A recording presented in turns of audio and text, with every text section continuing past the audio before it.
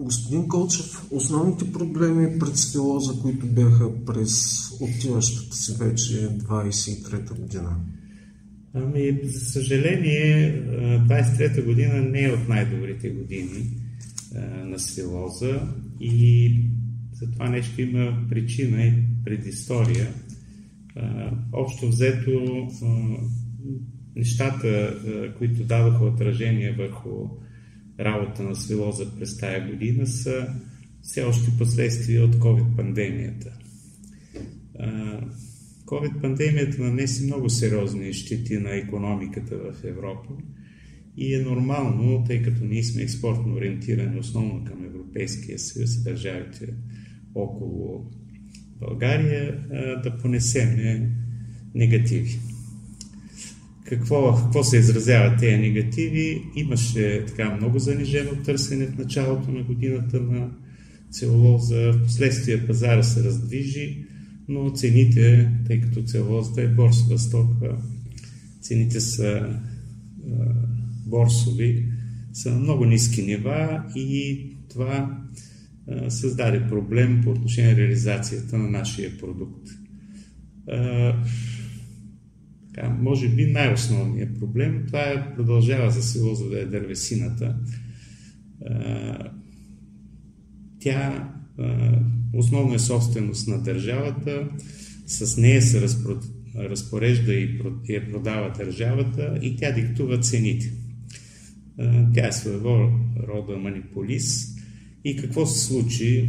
След края на пандемията от 2022 година, общо взето пазара започна да се успокоява. Тръгнаха надолу цени на газ, цени на ток, цени на химикали. Единствено държавата на 1 януари 2023 година дигна цените с 40%, което е абсолютно пазарно необосновано. И тези високи цени принудиха изобщо не само Свилоза, целият сектор, свързан с обработката на дървесина, да работи неритмично, да работи на загуба или изобщо да не работи. Има доста малки и средни предприятия в дървообработването, които са спрели и не са знали дали ще тръгнат изобщо. Това е, ако говорим за голям проблем, това е най-големият проблем, с който се сблъскахме през тая година. Ако държавата не се намеси и не регулира цените, както и ако не осигури достатъчно суровина за преработвателната индустрия, ще има много сериозни последствия до края на тая и следващата година. Добре, как трябва държавата, вие казахте, не очаквате ли тя да се намеси? Какво трябва да направи тя? Няколко неща трябва да регулира. Първо, през миналата година държавата създаде дефицит на пазара за целулоза и знаете, като една стока, като има търсене, а няма предлагане, какво се случва? Цените ескалираха. През последните години държавата е отсякла 2 милиона и 800 хиляди кубика по-малко, отколкото е било по тяхните лесоустройствени проекти. Това е дървесина, която не е излязла на пазара и която е създала един много сериозен дефицит. Отделно, че има въведени много забрани за дейности в горите, а от друг, за намаляване, ограничаване на сечите, които не са научно обосновани и нямат нищо общо с лесовъдската практика, но се въвеждат под натиска на екологичните организации, без да се държи сметка какви са последствията, както за гората, така и за преработващата индустрия. Така че държавата трябва да промени правилата, трябва на пазарен принцип да определя цената на продукта, в случая на дървесината, а не да се администрира. Трябва да извади достатъчно ресурс. Само за пример ще ви кажа, че в Европейския съюз почти всички държави сече между 75 и 80% от прираста в горите. Значи, ако тая година, примерно, прираста е 10 или 12 милиона тона, трябва да се секат 80%. Или това са около 9 милиона тона. В България по лесоустройствен проект се секат 50% от приръста и в случая последните години това не може да се усвои. По този начин първо държавата губи ресурс финансов, защото това нещо като не се изсече, не излиза на пазара и не се продава. Нали? В държавата хазна влизат по-малко приходи от дървесина. Второ, създава се дефицит и ескалират цените. Българската дървесина вече е непродаваема в съседните държави поради високите цени. Така че има много неща, които трябва да се уредят в горите.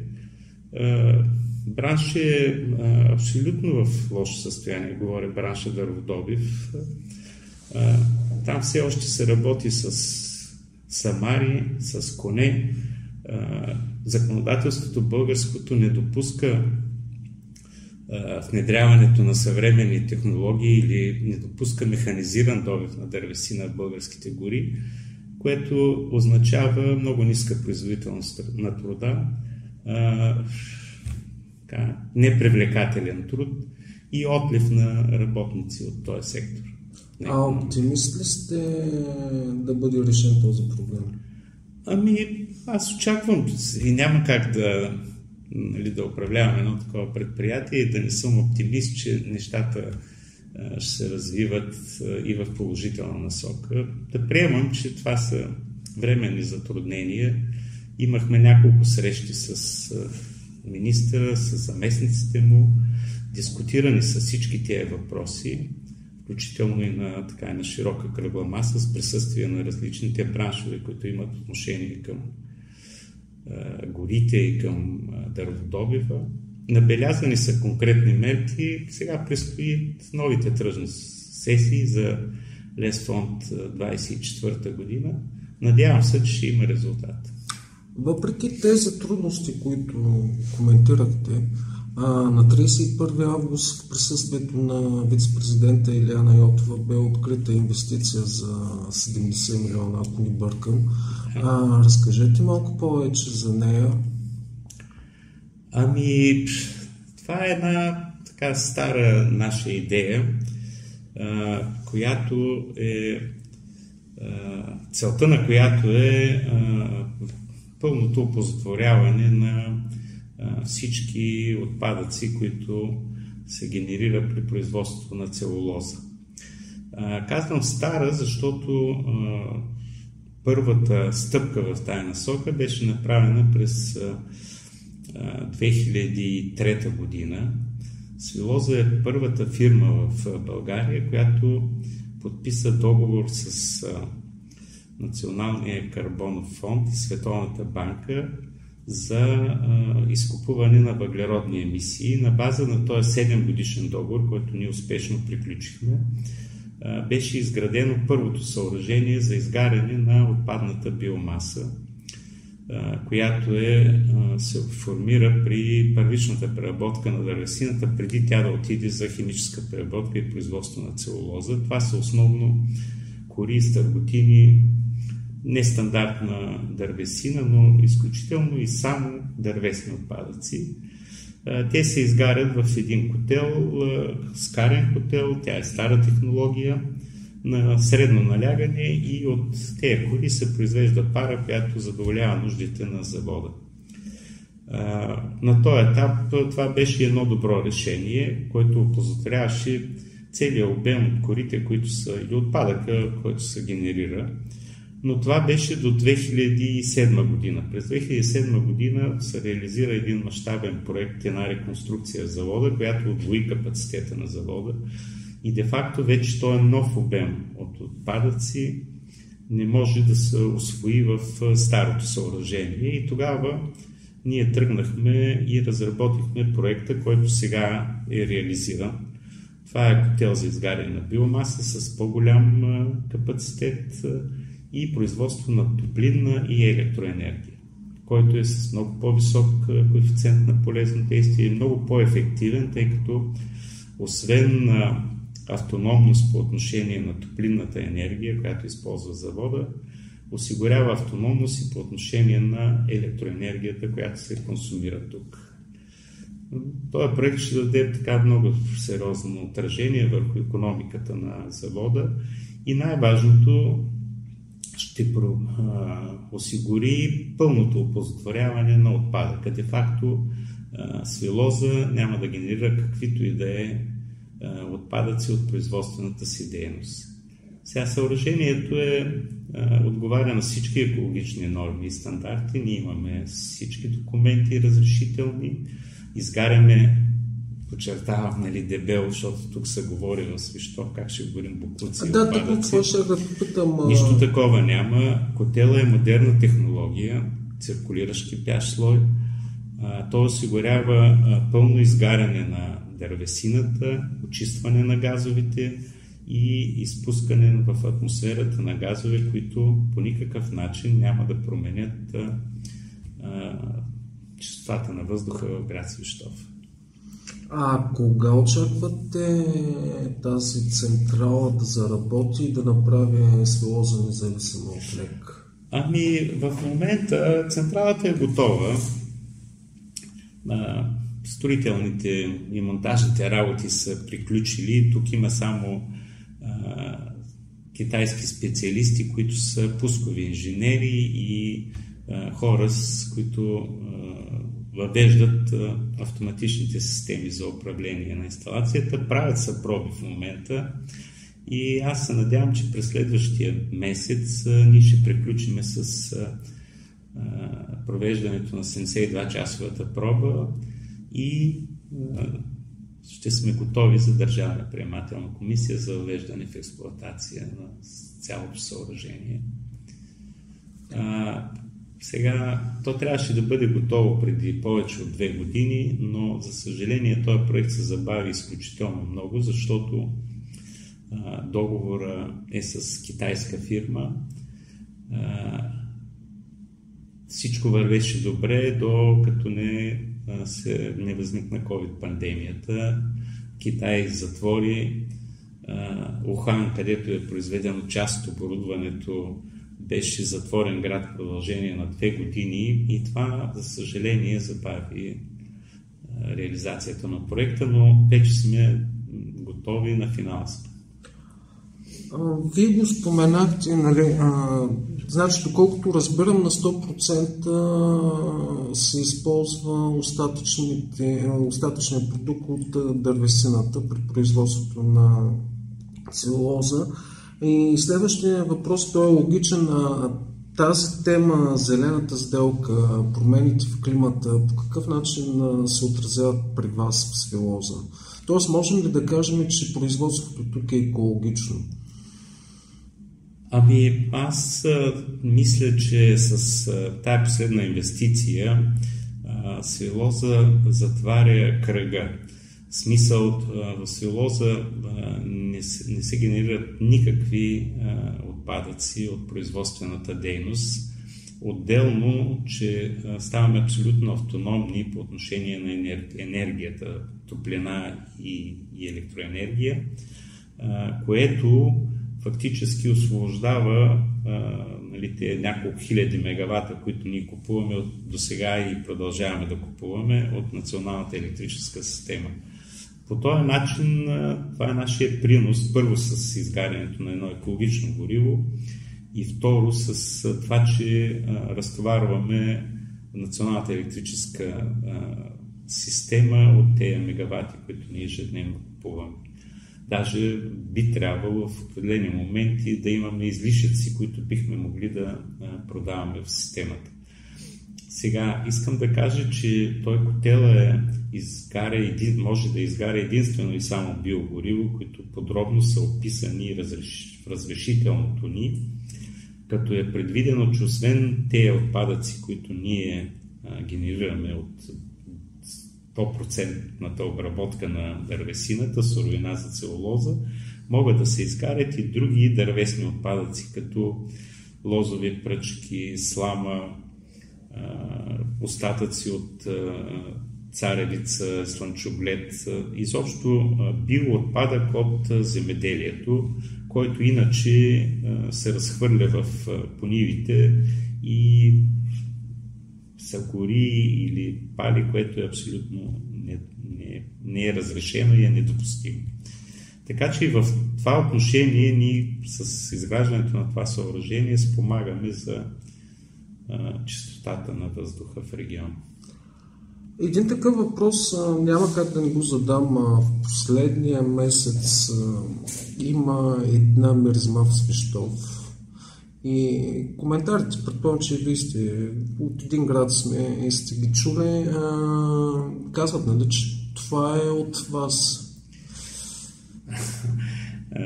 Аз първо живея в Свищов, нали, дишам.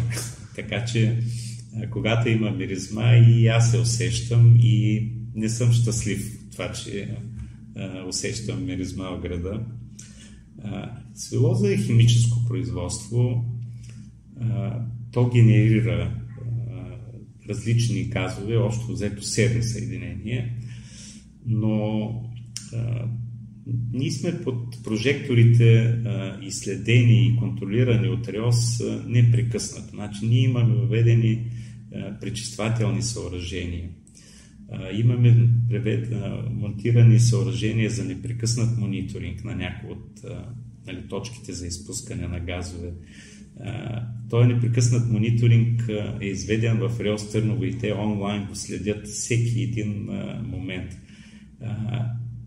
Искам да подчертая това, че целулоза генерира различни, изпуска в атмосферата различни газове, които са отпадни от производството на целулоза, но тя е единственото предприятие в Свищов, която чисти газовете си и която е на непрекъснат контрол.